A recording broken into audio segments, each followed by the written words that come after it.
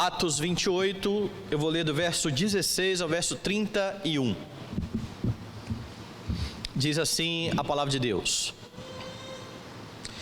Uma vez em Roma, foi permitido a Paulo morar por sua conta, tendo em sua companhia o soldado que o guardava. 3 dias depois, ele convocou os principais dos judeus, e quando se reuniram, lhes disse: Varões e irmãos, nada havendo feito contra o povo ou contra os costumes paternos, contudo vim preso desde Jerusalém, entregue nas mãos dos romanos, os quais, havendo me interrogado, quiseram soltar-me sob a preliminar de não haver em mim nenhum crime passível de morte. Diante da oposição dos judeus, senti-me compelido a apelar para César, não tendo eu, porém, nada de que acusar minha nação. Foi por isso que vos chamei, para vos ver e falar, porque é pela esperança de Israel que estou preso com esta cadeia. Então eles lhe disseram: Nós não recebemos da Judeia nenhuma carta que te dissesse respeito. Também não veio qualquer dos irmãos que nos anunciasse ou dissesse de ti mal algum. Contudo, gostaríamos de ouvir o que pensas, porque na verdade é corrente a respeito desta seita, que por toda parte é ela impugnada. Havendo-lhe eles marcado um dia, vieram em grande número ao encontro de Paulo na sua própria residência. Então, desde a manhã até a tarde, lhes fez uma exposição em testemunho do reino de Deus, procurando persuadi-los a respeito de Jesus, tanto pela lei de Moisés, como pelos profetas. Houve alguns que ficaram persuadidos pelo que ele dizia. Outros, porém, continuaram incrédulos. E havendo discordância entre eles, despediram-se dizendo Paulo estas palavras: Bem falou o Espírito Santo a vossos pais, por intermédio do profeta Isaías, quando disse: Vai a este povo e dize-lhe: De ouvido ouvireis e não entendereis, vendo vereis e não percebereis. Porquanto o coração deste povo se tornou endurecido, com os ouvidos ouviram tardiamente e fecharam os olhos, para que jamais vejam com os olhos, nem ouçam com os ouvidos, para que não entendam com o coração e se convertam e por mim sejam curados. Tomai, pois, conhecimento de que esta salvação de Deus foi enviada aos gentios, e eles a ouvirão. Ditas estas palavras, partiram os judeus, tendo entre si grande contenda. Por 2 anos, permaneceu Paulo na sua própria casa, que alugara, onde recebia todos os que o procuravam, pregando o reino de Deus, e com toda intrepidez, sem impedimento algum, ensinava as coisas referentes ao Senhor Jesus Cristo. Vamos orar. Bendito Deus, eterno Senhor, nós adoramos o Teu nome, somos gratos, porque neste último dia do Senhor, deste ano, a Tua igreja ouve a convocação do Senhor, se reúne na Tua presença, a fim de exaltar a Tua majestade. E nesse momento, ó Deus, de forma particular, ouvir a Tua voz, por meio da palavra, que a Tua Escritura, que a Tua palavra viva e eficaz, seja pregada com fidelidade, que Teu Espírito aplique no nosso coração, ó Deus Santo, a revelação do Senhor, a fim de que venhamos a viver de modo digno do Evangelho, para a glória e louvor do Teu nome, em nome de Jesus. Amém. Meus irmãos, muito se fala em crescimento da igreja e em como a igreja de Deus vai crescer e se expandir. E ao longo dos anos, muitos livros têm sido escritos a respeito desse tema, ensinando técnicas distintas, diferentes, de como você pode tornar a igreja mais agradável, mais palatável àqueles que não estão a fim de Jesus Cristo e da religião. E aqueles que estão envolvidos num movimento que é chamado de sensível aos interessados, eles chegam a propor que nas pregações os pastores evitem falar a respeito de inferno e de pecado, Porque quando você fala de inferno e de pecado, você afasta aqueles que estão interessados no Evangelho, mas que não gostam muito desse tipo de pregação, porque esse tipo de pregação acaba afrontando o pecador.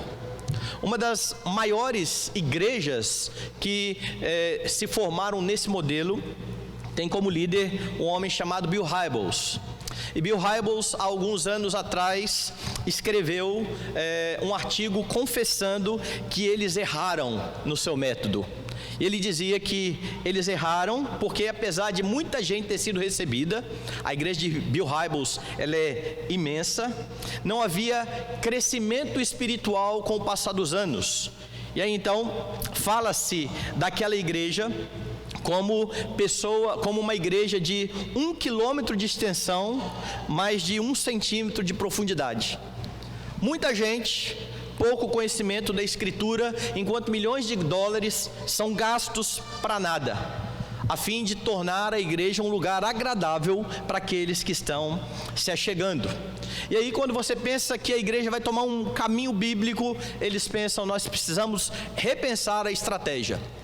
E aí vão tomar um outro caminho, inventar uma outra técnica de como a igreja vai crescer. Tudo isso vai acontecer sempre quando se pensa em expandir a igreja sem olhar para aquilo que a Escritura diz, sem dar ouvidos àquilo que Deus tem estabelecido desde o início, de como a sua igreja vai dar testemunho a respeito de Jesus Cristo nesse mundo. Quando a igreja deixa de lado a Escritura, ela começa a agir com técnicas de gerenciamento, como se fosse uma grande empresa que estivesse de fato pronta a atrair mais clientes. Nós vimos aqui durante a exposição de Atos dos Apóstolos o testemunho e a expansão da igreja. Lá no comecinho de Atos dos Apóstolos, quando Jesus está sendo o assunto aos céus, os discípulos recebem a promessa de que o Espírito Santo viria sobre eles, a fim de que eles fossem testemunhas em Jerusalém, Judeia, Samaria e até os confins da terra. Tudo aquilo que a igreja precisava para testemunhar do seu Senhor foi dado quando o Espírito Santo desceu sobre eles e encheu aquela igreja de poder. E é isso que você vê acontecendo em Atos dos Apóstolos. Nós vimos a igreja testemunhando em Jerusalém, chegando em Judeia, alcançando a Samaria, e você tem os planos de Paulo de chegar até os confins da terra, que no caso deles era a Espanha. Paulo chega a dizer isso na Epístola aos Romanos, como nós vimos na semana passada. Paulo tinha planos de chegar à Espanha, passando por Roma. Estes eram os planos de Paulo. Paulo não conhecia a igreja de Roma, ele estava muito ocupado com a proclamação do Evangelho, mas ele chegou no momento onde Cristo já havia sido pregado por todo canto, ele desejava chegar na Espanha, ele escreve a sua carta a Roma, a igreja de Roma, dizendo: eu espero passar por aí, e eu espero que vocês me enviem até a Espanha. Era lá que Paulo queria então chegar por fim. E nós vimos que o plano de Paulo era diferente do plano de Deus, porque Paulo achava que ia fazer isso por conta própria. Ele ia a Jerusalém, ele ia voltar de Jerusalém e iria rumar para Roma. Mas quando Paulo foi a Jerusalém, e isso está em Atos dos Apóstolos, nós temos acompanhado isso, ele acabou sendo preso, e o final dessa história está exatamente aqui. Paulo chega em Roma, mas por um caminho totalmente diferente daquele que ele havia proposto. Paulo chega em Roma preso, por causa do testemunho do Evangelho. É isso então que você tem aqui no final do livro de Atos dos Apóstolos. E o que você tem em Atos é o Senhor Jesus Cristo fazendo a sua igreja crescer, usando os seus servos na proclamação do Evangelho. Neste último sermão dessa série, você vai olhar então para a vida de Paulo aqui em Roma, e onde ele estava preso, e vai aprender sobre como trabalhar para a expansão da igreja. Como é que nós podemos nos envolver nisso? Como é que a igreja trabalha para a sua expansão? Nos versos 16 a 22 e no finalzinho 30 a 31, você percebe que a igreja cresce com o testemunho dos seus membros. Portanto, não cesse de testemunhar. Veja do verso 16 ao 22. Uma vez em Roma, foi permitido a Paulo morar por sua conta, tendo em sua companhia o soldado que o guardava. 3 dias depois, ele convocou os principais dos judeus, e quando se reuniram, lhes disse: varões e irmãos, nada havendo feito contra o povo, ou contra os costumes paternos, contudo vim preso desde Jerusalém, entregue nas mãos dos romanos, os quais, havendo me interrogado, quiseram soltar-me sobre a preliminar de não haver em mim nenhum crime passível de morte. Diante da oposição dos judeus, senti-me compelido a apelar para César, não tendo eu, porém, nada de que acusar a minha nação. Foi por isso que vos chamei, para vos ver e falar, porque é pela esperança de Israel que estou preso com esta cadeia. Então eles lhe disseram: nós não recebemos da Judeia nenhuma carta que te dissesse a respeito. Também não veio qualquer dos irmãos que nos anunciasse ou dissesse de ti mal algum. Contudo, gostaríamos de ouvir o que pensas, porque na verdade é corrente a respeito desta seita, que por toda parte é ela impugnada. Veja aqui no versículo 16, Lucas informa que foi permitido que Paulo morasse por sua própria conta. Isso significa que, mesmo sendo um preso em Roma, ele alugou uma casa para morar, e foi permitido que ele estivesse naquela casa com um guarda o escoltando. Possivelmente, Júlio intercedeu por Paulo. Júlio viu o bom testemunho de Paulo enquanto eles estavam navegando, quando o navio foi a naufragar, e por conta desse bom testemunho de Paulo durante a viagem, somado ao fato de que ele era inocente, de que as autoridades tinham plena ciência de que ele era inocente, querendo inclusive soltá-lo, não podendo fazer isso porque ele havia apelado para César, tudo isso somado faz com que Paulo agora possa morar por conta própria. E é interessante, e como Paulo é incansável na sua vida, porque Lucas chega a informar quanto tempo se passou entre o dia que Paulo chegou na sua casa até o dia que ele começou a testemunhar. Veja aí o texto, verso 17. 3 dias depois. 3 dias depois. Eu não sei se você já se envolveu com mudança, certo? É lógico que a sua mudança não foi como a de Paulo, você não estava preso possivelmente. Mas Paulo chega na cidade, aluga uma casa, vai morar por conta própria, e 3 dias depois ele já está testemunhando sobre Cristo. Mudança é um negócio que causa muito problema, certo? Toda mudança. Você chega, você quer se estabelecer, você quer saber onde você está. Paulo não cessa de testemunhar sobre Cristo. 3 dias se passam e ele então convoca os líderes judeus para estarem com ele, porque ele queria explicar a situação.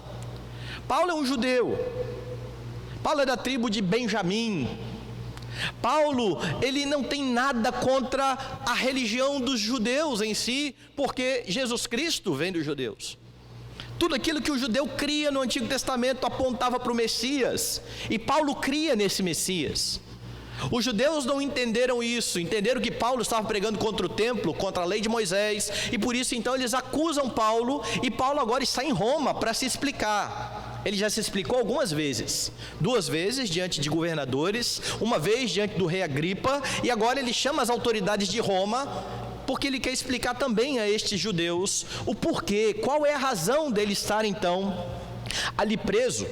E ele vai dizer o seguinte: olha, eu não ofendi ninguém do meu povo, eu não falei nada contra a fé do meu povo, eu estou preso. E então ele diz: por causa da esperança de Israel. Paulo então chega no ponto exato de onde ele vai testemunhar sobre Cristo.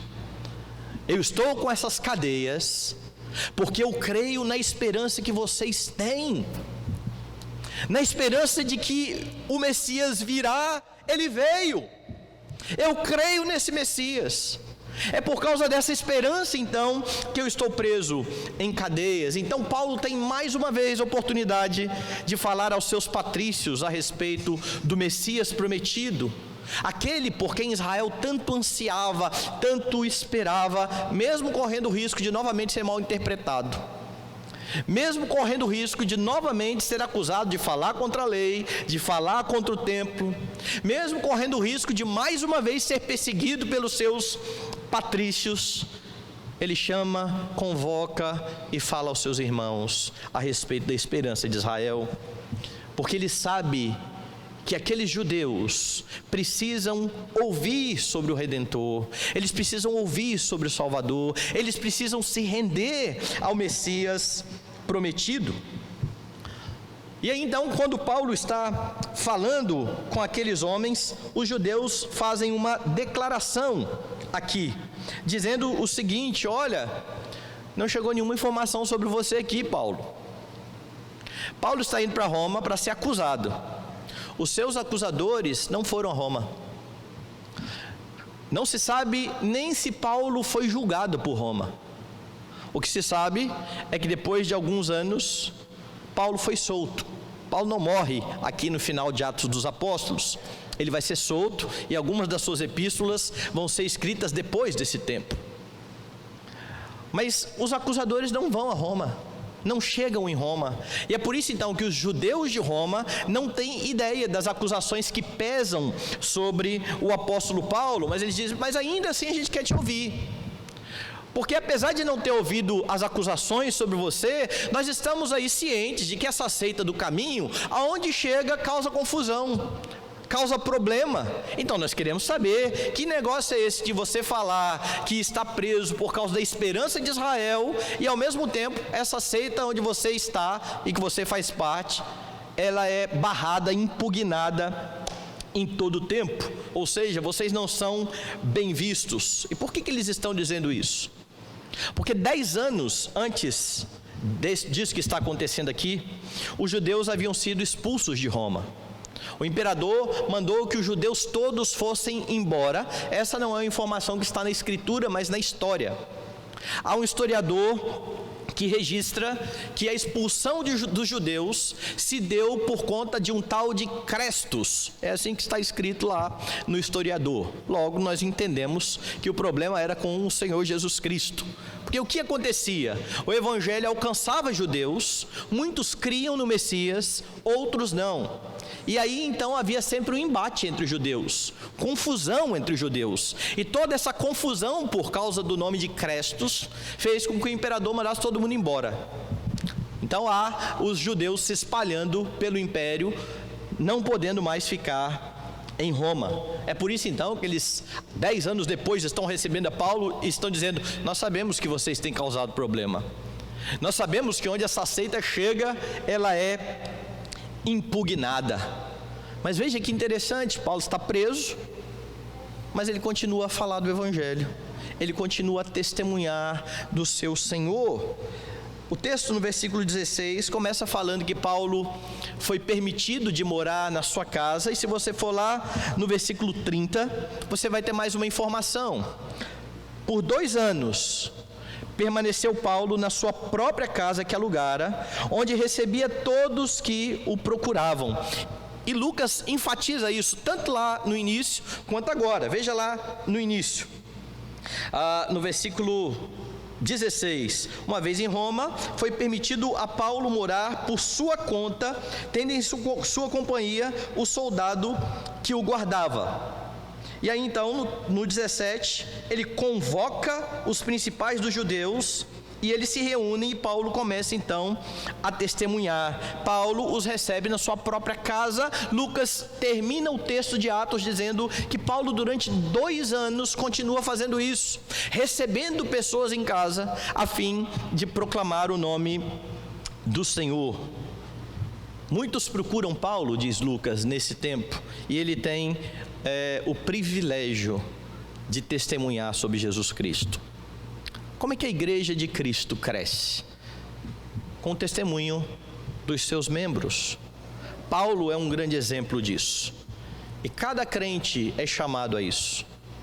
Cada crente tem o privilégio dado pelo Senhor de ser um embaixador de Jesus Cristo, de ser uma testemunha da obra de Jesus Cristo, ou nas palavras do Senhor Jesus, de ser sal da terra e luz do mundo. Nós não somos convocados para ficar quietos sem falar nada. Nós temos uma mensagem. Nós temos um evangelho bendito a proclamar aos homens. Quando Paulo escreveu a sua epístola a Timóteo, ele foi bem enfático, dizendo que Timóteo deveria pregar a tempo e fora de tempo. Ou, em outras palavras, em cada momento e em cada oportunidade, você precisa aproveitar e falar sobre o nome do Senhor Jesus Cristo. Testemunhar a respeito da sua fé. E certamente você, no seu dia a dia, em cada momento do seu dia e da sua semana, tem oportunidade de dar bom testemunho da sua fé. A pergunta é: você tem feito isso? Você tem se lembrado do privilégio que você tem de ser um embaixador do Senhor Jesus Cristo? Por vezes, meus irmãos, esse testemunho nosso como igreja não acontece, porque nós nos envolvemos tanto com os nossos afazeres, com as nossas coisas, que nós esquecemos a nossa maior responsabilidade, ou a nossa principal função nesse mundo: ser um embaixador de Jesus Cristo. Nós não somos primeiramente aquilo que nós fazemos no nosso trabalho. Geralmente, quando nos perguntam, o que você faz ou o que você é, você responde: eu sou um advogado, ou eu sou um mestre de obra, eu sou um engenheiro, ou eu trabalho em uma loja de departamentos. Eu me identifico com aquilo que eu faço. E nós fazemos essas coisas, nós cumprimos a nossa vocação. Mas ao cumprir a nossa vocação, nós precisamos ter em mente aquilo que Paulo escreve aos Coríntios: quer comais, quer bebais, ou façais outra coisa qualquer, fazei isso para a glória de Deus. Logo, o nosso envolvimento com esse mundo, com os nossos afazeres, com o nosso trabalho, precisa ser um envolvimento direcionado a falar sobre o Redentor, a testemunhar a fé, a falar a respeito do Senhor Jesus Cristo. Não tenha medo disso. Não tenha medo de testemunhar. A você foi dado o Espírito Santo para que você seja uma testemunha de Jesus Cristo. Quando Jesus te chamou e te colocou na sua igreja, o Espírito que habita em você agora o habilita a testemunhar, a falar a respeito da sua fé. Não tenha medo. Paulo sabia de todos os riscos que estavam envolvidos aqui em ele chamar mais uma vez os judeus para falar a respeito da sua fé. Em cada momento em Atos dos Apóstolos, na viagem, que Paulo entrava numa sinagoga, ele expunha aquilo que falava a respeito de Cristo na Escritura e ele encontrava resistência. Paulo foi apedrejado, Paulo foi perseguido. Teve um momento em que Paulo foi dado como morto, de tanto que ele apanhou, e o texto diz que ele se levantou, foi para outra cidade, entrou na sinagoga e foi testemunhar. Ele sabia dos riscos, mas ele sabia da sua responsabilidade. Ele chega a dizer em uma das suas epístolas que pesava sobre ele essa responsabilidade. Ai de mim, diz ele, se eu não pregar o Evangelho. Esse é o testemunho de Paulo. É dessa forma que Paulo vê então a sua vida. E aquele que te chamou para ser uma testemunha, o Senhor Jesus Cristo, está caminhando com você da mesma forma que ele caminhou com a igreja. É ele quem vai expandir a sua igreja. A igreja é dele. A promessa foi feita por ele: sobre essa pedra edificarei a minha igreja. Nós testemunhamos a respeito deste que é o grande construtor, edificador da sua igreja. Você vai encontrar no seu dia a dia pessoas que têm uma ideia totalmente equivocada da fé cristã, como esses judeus, que estão e chegam para Paulo e dizem o negócio seguinte: não sabemos quem é você não, meu amigo, mas essa seita do caminho, que terrível, hein? Aonde chega dá problema.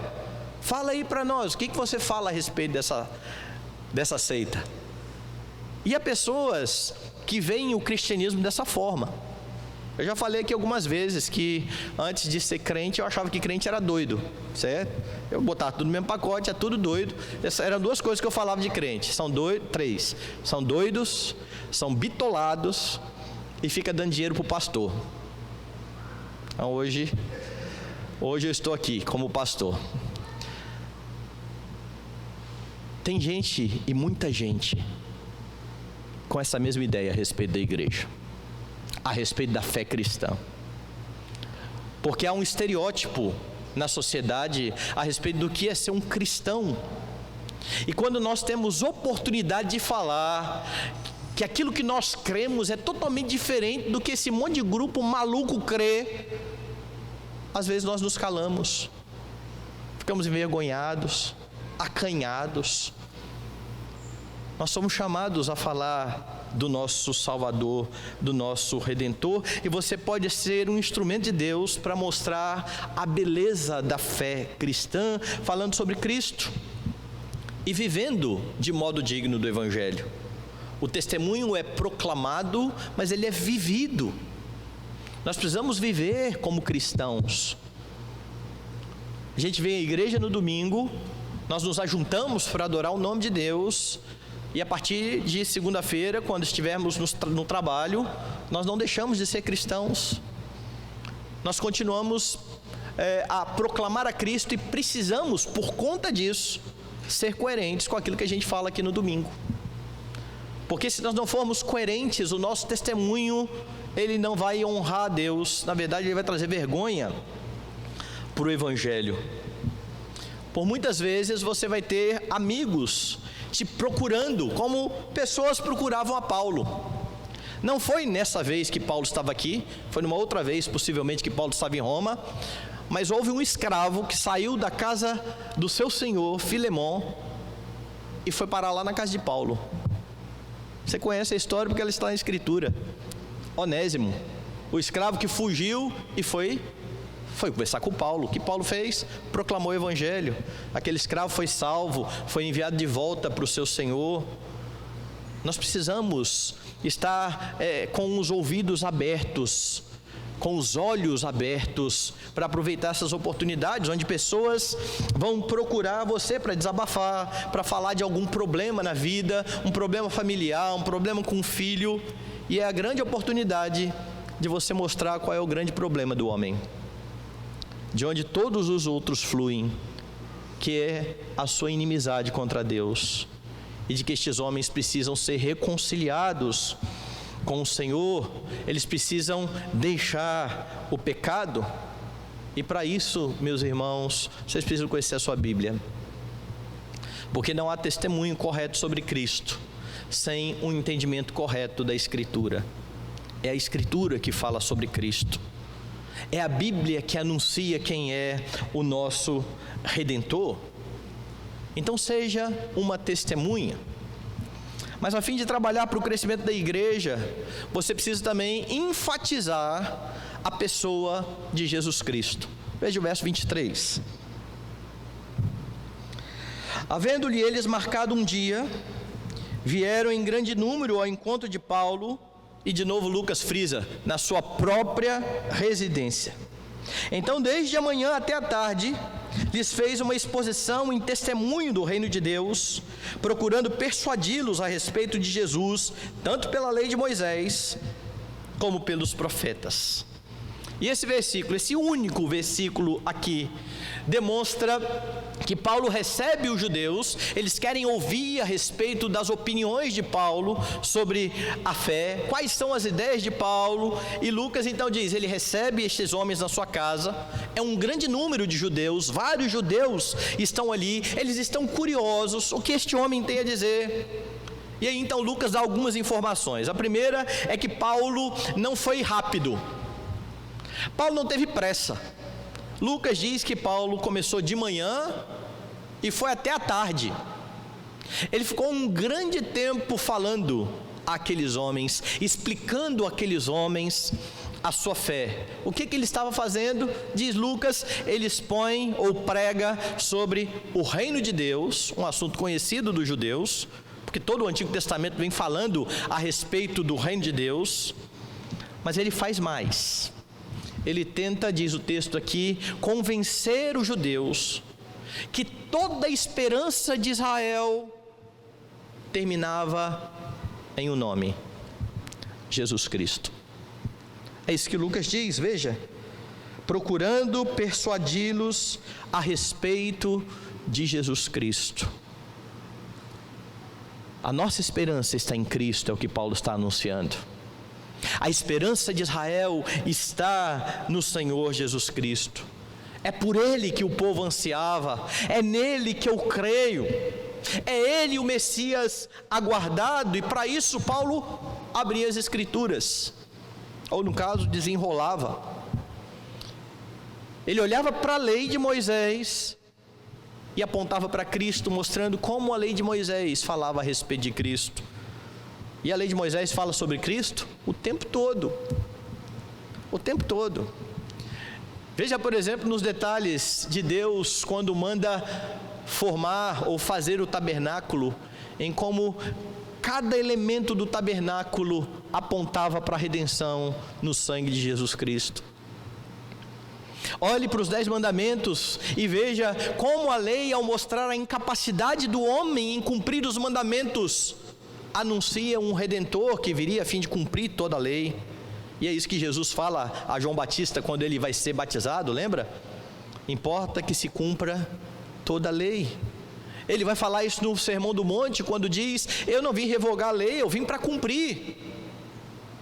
Então, quando Paulo chama aqueles homens, ele mostra a lei de Moisés e diz: é sobre ele que Moisés dizia, é acerca dele que Moisés testemunhava. Toda a lei aponta para o Senhor Jesus Cristo, todos os profetas falavam a respeito de Jesus Cristo. Agora, para Paulo fazer isso, ele precisava conhecer as Escrituras. Você precisa olhar e ter familiaridade com isso, saber que os textos que estão ali estão apontando para Cristo, estão falando da sua obra, estão falando da sua humilhação, estão falando da sua exaltação, estão falando de como Ele tomou sobre si os pecados do seu povo, a fim de que o seu povo pudesse encontrar perdão e reconciliação com Deus. Paulo então gasta bastante tempo mostrando o que Moisés e os profetas falavam sobre Jesus Cristo. E é uma coisa que eu acho interessante aqui nesse texto, é que em outros lugares, aqui em Atos, quando Paulo vai testemunhar para os judeus, ele menciona a sua experiência. Ele fala das Escrituras, mas ele menciona a sua experiência, dizendo que ele estava indo perseguir a igreja e no caminho de Damasco ele foi encontrado por Cristo. Mas aqui ele não menciona em momento nenhum a sua experiência. Ele gasta tempo falando àqueles judeus que o livro que eles criam, que a Bíblia que eles criam, da onde eles tiravam esperança, ou onde eles tinham esperança, falava a respeito desse Jesus que era perseguido pelos judeus, mas que foi abraçado pela igreja, esses que estão sendo chamados agora da seita do caminho, esses que estão indo atrás do Senhor Jesus Cristo. Jesus é o principal assunto das Escrituras, é sobre Ele que as Escrituras dizem, e é exatamente por isso que Ele precisa ser enfatizado. Por vezes nós queremos fazer da Escritura simplesmente um livro de regras. Tem regras, há leis, há mandamentos, mas a Escritura é muito mais do que isso. É um livro que fala a respeito de uma pessoa que vem para cumprir aquilo que homem algum consegue cumprir, a fim de que este homem que agora estava incapacitado de cumprir a lei de Deus, ao olhar para o seu Redentor com fé, ao confessar os seus pecados, ao ser habitado pelo Espírito Santo, tem liberdade para cumprir a lei, para viver de modo digno do Evangelho. Mas para que o homem faça isso e siga a lei de Deus, antes ele precisa ser liberto. E é por isso que Jesus precisa ser enfatizado. Não as regras, não o que você tem que fazer para ser salvo, mas aquilo que Jesus fez. Toda a obra do nosso Redentor. O próprio Jesus, em seu ministério, por algumas vezes afirmou que as Escrituras falavam a respeito dele. Ele vai dizer e acusar os judeus, dizendo: vocês leem as Escrituras, elas testificam de mim, contudo vocês não querem vir a mim para ter vida. Ele vai chegar para aqueles discípulos tristes do caminho de Emaús, que estão sem esperança alguma, porque aqueles que eles achavam que era o Messias havia morrido, já passaram 3 dias E Jesus então vai dizer, ou falar, tudo o que as Escrituras afirmavam a respeito dele. Aqui em Atos dos Apóstolos, você tem Filipe encontrando o eunuco, e o eunuco está lendo o texto de Isaías, e Lucas diz que partindo daquele texto de Isaías, Filipe anunciou a Jesus para o eunuco, começando daquele texto. Quando Paulo ia às sinagogas, ele abria a Escritura, ele pregava a respeito do Senhor Jesus Cristo. Jesus Cristo precisa ser enfatizado quando nós testemunhamos. Nós somos chamados a ter testemunhas, mas você não testemunha a respeito de quão boa é a sua denominação, por mais que ela seja. Você não é chamado para falar acerca dos líderes da sua igreja. Eles são estudiosos, os presbíteros são capacitados, ainda que seja verdade. Nós somos chamados a falar do Senhor Jesus Cristo. Nós somos chamados a falar do Redentor bendito. Você é chamado para falar a respeito das virtudes daquele que te chamou das trevas para a sua maravilhosa luz, Jesus Cristo. Mas você só vai enfatizar a Cristo à medida em que você estiver cada dia mais consciente e mais grato por quem Ele é e por aquilo que Ele fez por você. Eu creio que muitas vezes nós não enfatizamos a pessoa de Cristo, porque nós esquecemos que tudo aquilo que nós somos, tudo aquilo que nós temos, é por causa dEle. Nós não levamos isso em conta, porque as coisas que trazem alegria ao nosso coração, nos trazem prazer, nós queremos falar, nós queremos compartilhar. É por isso que você vê tanta gente que sabe a respeito de filme, de tudo quanto é filme, e sabe indicar quais são os melhores atores, os mais badalados. É tanta satisfação naquilo ali que eu conheço aquilo ali. Ou sobre os times de futebol, ou sobre os jogadores, cada jogador, onde nasceu, em qual time que ele começou a jogar, onde que ele despontou, porque é um jogador que eu gosto, traz alegria. Quando eu vejo esse moço jogar, eu fico tão contente, eu quero saber da vida dele, e eu quero falar para todo mundo quem ele é. Ninguém está querendo nem saber de futebol, e eu estou querendo falar sobre esse jogador de futebol. Ou eu sei quais são os melhores lugares para se comer em Vitória. Então, se alguém chegar e falar assim, onde tem um hambúrguer gostoso, eu vou dar uma lista, porque eu sou tão fascinado com comida que eu conheço de fato os melhores lugares, me especializei e eu faço questão de falar a respeito disso, porque é uma coisa que me dá prazer. Por que eu não falo sobre Cristo? Por que Cristo não está nas minhas conversas? Por que é difícil, nas minhas conversas com pessoas, eu chegar naquele que é o meu Redentor e que me deu a salvação e que me dá privilégio de ter todas essas outras coisas? Quando eu estou consciente de quem Ele é e de tudo aquilo que Ele fez por mim, eu quero falar a respeito dEle. Eu quero exaltar a Sua majestade. Eu quero que todos conheçam o meu benfeitor.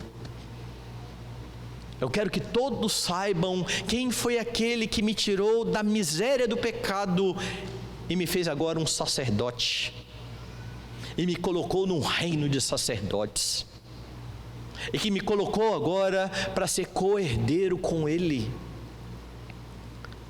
Eu vou enfatizar o meu Redentor, eu vou falar a respeito de Jesus Cristo. Nós não fazemos muitas vezes isso, de novo, por causa daquilo que colocamos em primeiro lugar no nosso coração. Nosso lazer, nosso trabalho, nossa família, todas coisas lícitas e importantes, mas que precisam estar no devido lugar, sempre abaixo do Senhor Jesus Cristo. A Bíblia diz que sem Jesus, nada do que foi feito se fez. Os homens precisam saber disso. Os homens precisam saber que eles devem a sua existência a Jesus Cristo. Eles precisam saber que em Jesus Cristo tudo subsiste. E que se o sol não avança um pouquinho mais e acaba com toda a vida na terra, é porque o Senhor Jesus Cristo sustenta todas essas coisas. E se nós acordamos e temos saúde e conseguimos respirar, é porque o Senhor não retirou de nós o seu Espírito, Ele está nos sustentando. E se há uma criação tão bela, é porque o Senhor cuida de cada aspecto dessa criação e da existência. Toda vida, toda existência dependem do Senhor Jesus Cristo. Os homens precisam saber que é nele que se cumpre cabalmente a lei. Foi Ele quem cumpriu a lei e morreu no lugar de transgressores, para que estes possam agora, pela fé, ser salvos e ser reconciliados com o Pai. Os homens precisam saber que Jesus Cristo é a exata expressão do ser de Deus, a imagem do Deus invisível. É por meio dele que nós temos agora livre acesso ao trono da graça de Deus. É nele que estão ocultos os tesouros do mundo. É nele em que reside toda a sabedoria. Nós temos tanto a falar sobre Cristo, meus irmãos. Tudo aquilo que a Escritura fala a respeito de Cristo. E por vezes nós gastamos tempo falando sobre várias outras coisas. E aqueles que estão à nossa volta sequer sabem que somos crentes. Talvez alguém saiba que eu vou em alguma igreja aí aos domingos. Eu preciso falar qual é a razão da minha esperança. Jesus Cristo, aquele em quem há salvação, o único em quem há salvação e vida verdadeira. Enfatize a Cristo. É assim que nós trabalhamos para o crescimento da igreja. Por último, confie no que Deus vai fazer. Você testemunha, você enfatiza Cristo, você confia em Deus. Do verso 24 ao verso 29, é isso que você tem. O verso 24 traz duas reações bem diferentes e bem distintas diante da proclamação da obra de Jesus Cristo. Então Paulo fala no 23 a respeito de Cristo, tenta convencê-los. No 24 Lucas diz: houve alguns que ficaram persuadidos pelo que ele dizia, outros porém continuaram incrédulos. Pronto, são essas as duas reações que você vai ter sempre. Ou a pessoa vai crer no que você está dizendo, ou a pessoa vai rejeitar aquilo que você está dizendo. Você precisa testemunhar de Cristo, enfatizar Cristo, mas a reação daqueles que ouvem não está nas suas mãos. Isso depende de Deus. Isso depende daquilo que o Senhor Deus quer fazer com o seu testemunho. Alguns creram, foram convencidos pela verdade, outros se mantiveram incrédulos. No entanto, não fique preocupado com isso ou com o resultado do seu testemunho. Deus não nos chama para isso e nem coloca sobre nós esse peso. Eu enfatizo aqui sempre alguma coisa que me incomodava bastante nos meus primeiros anos de conversão, que era a pergunta de quantas pessoas você levou a Cristo. E eu ficava angustiado com aquele negócio. Eu sei lá, não sei. Eu nem sei se alguém foi a Cristo por causa de mim. Não, então será que você é crente? Você nunca levou ninguém a Cristo? Mas não é essa a cobrança na Escritura. A cobrança é para que eu proclame. Não sou eu que levo pessoas a Cristo. Quem leva pessoas a Cristo é o Espírito Santo. É lógico, Ele usa o meu testemunho. Se eu tenho uma obrigação nessa vida, e se você tem uma obrigação nessa vida, é ser uma testemunha fiel. Deixe Deus usar o seu testemunho do jeito que Ele bem entender. E esse é o entendimento de Paulo. Veja, Paulo chama os seus patrícios, uns creem, outros endurecem o seu coração. Paulo fica triste com isso? Fica. Se você olhar a epístola aos Romanos, que ele escreve aos próprios Romanos, ele vai chegar a dizer: eu tenho tristeza no meu coração por causa dos meus compatriotas, porque a eles pertence a adoção, os profetas, a lei, e eles estão rejeitando os discípulos. Mas Paulo sabe que há um propósito de Deus nisso tudo. E quando você olha aqui para o texto, você percebe isso. Veja o versículo 25. E havendo discordância entre eles começam então agora a brigar os judeus, porque uns creem e outros não. Despediram-se, dizendo Paulo estas palavras: E aí então agora, quando eles estão indo embora, Paulo faz a avaliação sobre o que está acontecendo. Paulo cita Isaías. Bem falou o Espírito Santo a vossos pais, por intermédio do profeta Isaías, quando disse: vai e diz a este povo, de ouvido ouvireis e não entendereis, vendo vereis e não percebereis. Porquanto o coração deste povo se tornou endurecido, com os ouvidos ouviram tardiamente e fecharam os olhos, para que jamais vejam com os olhos, nem ouçam com os ouvidos, para que não entendam com o coração e se convertam, e por mim sejam curados. A mensagem de Isaías era uma mensagem dura. Isaías foi chamado para pregar num tempo em que Israel estava em pecado diante de Deus. Isaías tem a visão gloriosa de Jesus Cristo no templo, no ano da morte do rei Uzias. Eu vi o Senhor. Ele fica aterrorizado com aquilo. Ai de mim, eu vou morrer, eu estou perdido, eu sou pecador, eu habito no meio de homens pecadores. E então ele é purificado, e ele ouve: a quem enviarei? E quem há de ir por nós? Está lá no capítulo 6. Em Isaías então se apresenta: eis-me aqui, envia-me a mim. Então Deus diz: vai e diz a esse povo: ouça e não entenda. Torne insensível o coração desse povo, para que este povo não se converta e não seja salvo. A mensagem de Isaías seria para endurecer o coração de Israel, porque Deus queria tratar com Israel no cativeiro. É por isso que Isaías diz: até quando, Senhor? Até eu acabar toda a minha obra. E aí então eu vou trazer o remanescente. Paulo pega essas palavras de Isaías e aplica agora a esses judeus que ouvem sobre o Messias e não creem. O que Paulo está dizendo, em outras palavras, é que eles não creram porque Deus não quis que eles crescem. O dono da salvação é Deus.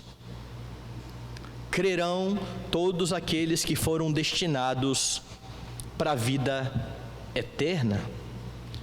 E se é assim, você pode concluir também que aqueles que creram não fizeram isso porque eram mais inteligentes do que os outros. Fizeram porque eles foram irresistivelmente chamados pelo Espírito Santo, que mudou o seu coração de pedra e que colocou ali um coração de carne. É isso que você vê em Atos dos Apóstolos o tempo todo. Deus, por exemplo, mudando o coração de Lídia, abrindo o coração de Lídia para ela atender as coisas que Paulo dizia. Jesus foi claro ao dizer isso aos judeus: vocês não creem em mim porque vocês não têm capacidade de ouvir a minha voz. Vocês não são das minhas ovelhas. As minhas ovelhas ouvem a minha voz. Quando eu falo, elas ouvem. A salvação não está nas nossas mãos, está nas mãos de Deus, do Senhor de toda a glória. Todos aqueles que creram foram salvos por graça de Deus, mediante a fé. E quando Paulo fala sobre isso, isso não vem de vós, é dom de Deus, e não de obras, para que ninguém se glorie. Sabe o que é interessante?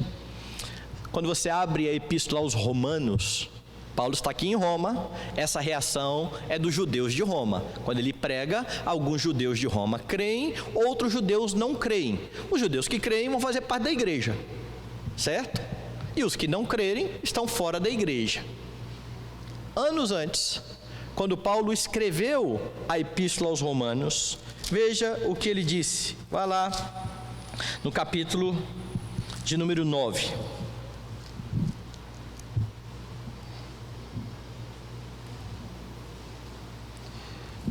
No capítulo 9, no comecinho, tem a expressão de tristeza que eu disse que Paulo teve.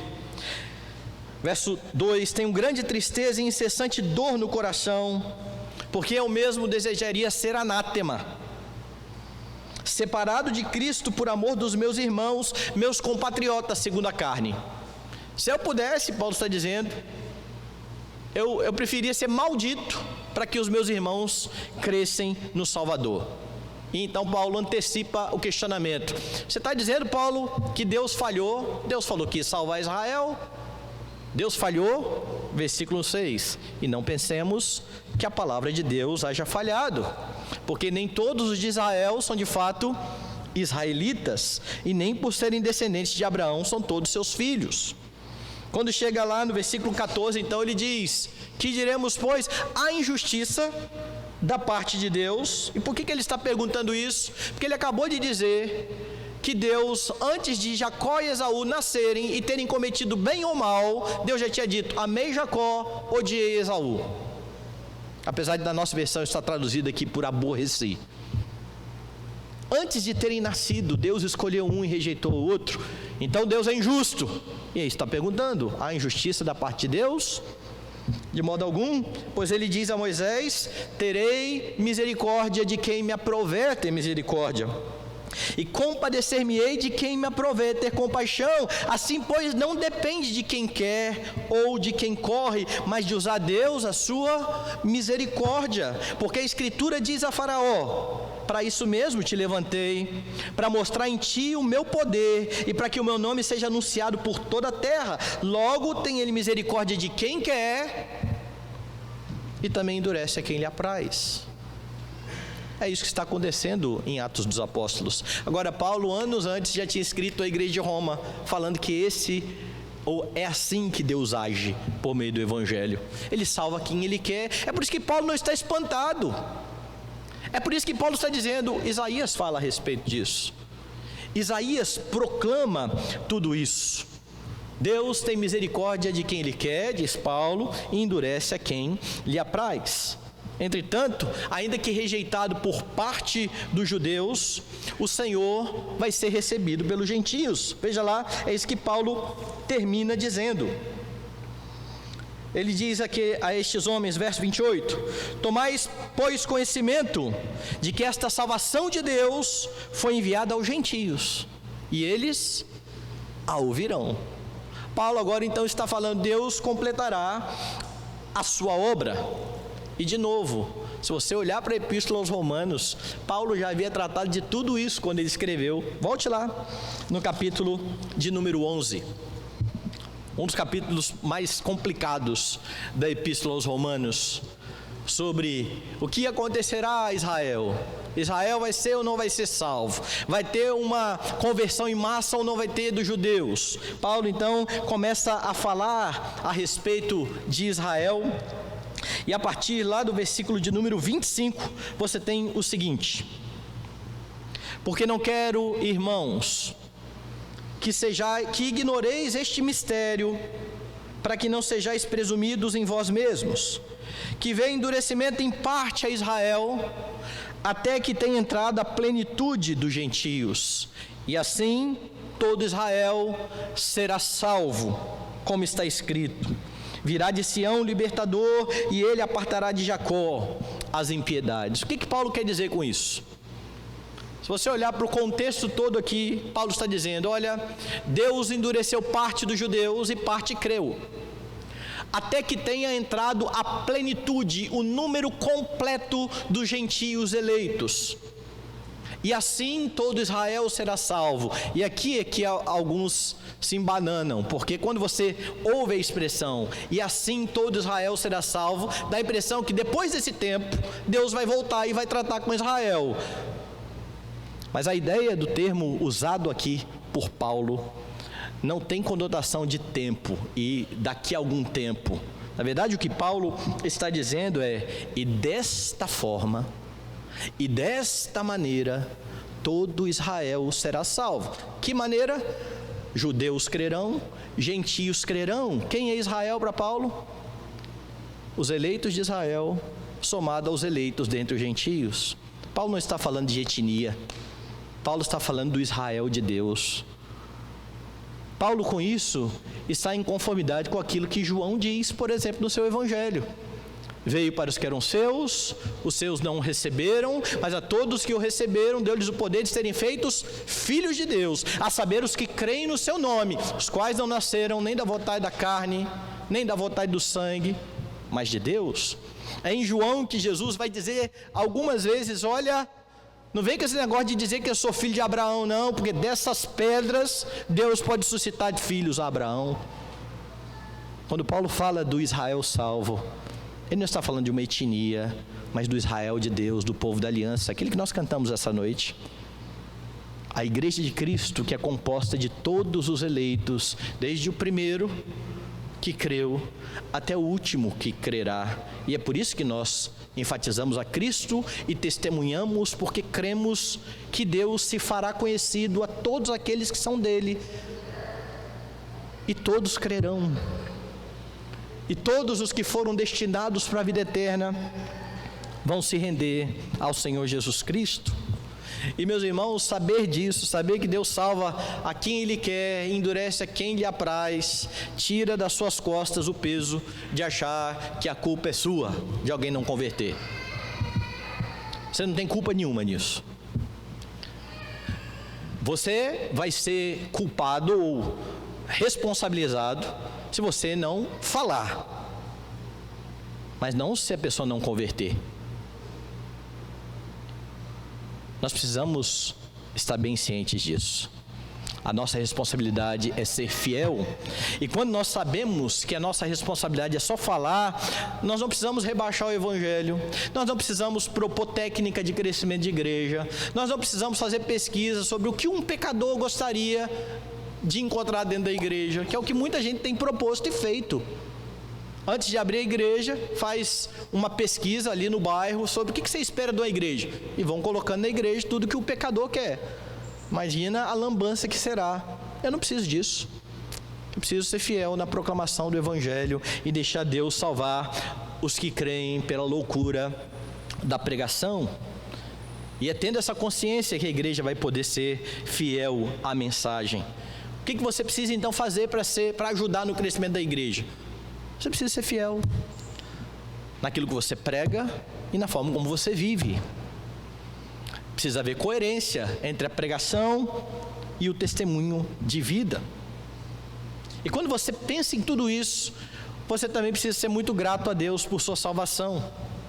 Porque todo dia muita gente ouve o que você ouviu e creu e rejeita. E você só creu porque Deus abriu o seu coração.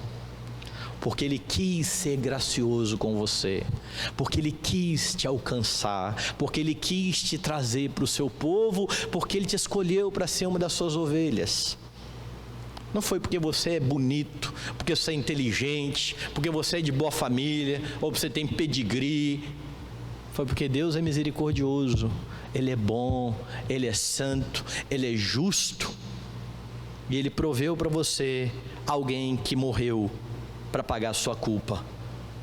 E agora você é visto como alguém que foi justificado pelo Senhor Jesus Cristo. Não há mérito na nossa salvação, mérito para o homem.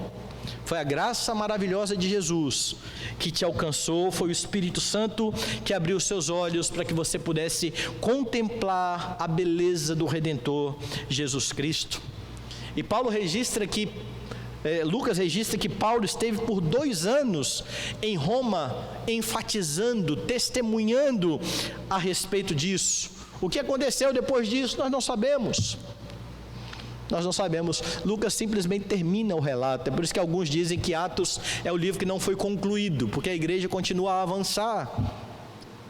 E nós somos parte dessa igreja que continua a se expandir e que precisa continuar dando testemunho. A igreja precisa continuar trabalhando para que o nome de Cristo seja exaltado. Como é que você trabalha para o crescimento da igreja? Não cesse de testemunhar. Foi para isso que você foi chamado, foi para isso que você foi comissionado. Esse é o seu trabalho todo dia.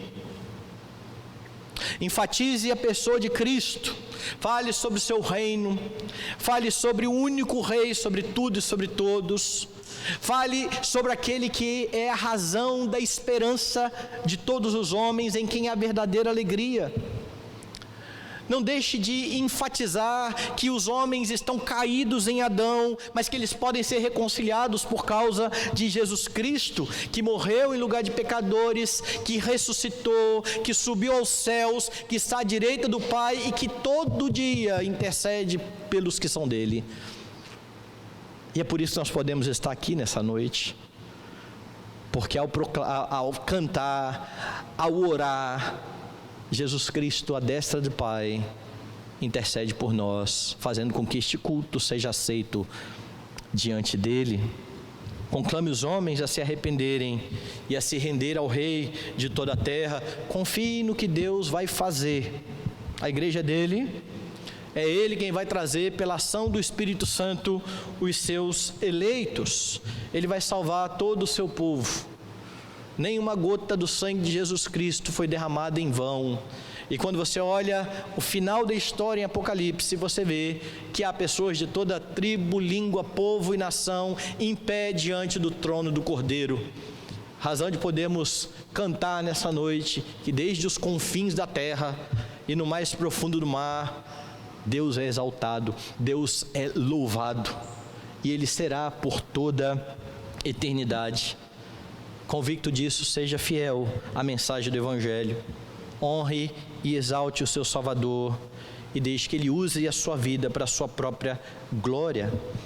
Ele será exaltado se Ele salvar pessoas pelo seu testemunho, se Ele endurecer corações de pessoas pelo seu testemunho. Ele tem misericórdia de quem Ele quer, Ele quem endurece a quem lhe apraz. Testemunho sobre Ele, viva para a glória dEle. Que Deus nos abençoe.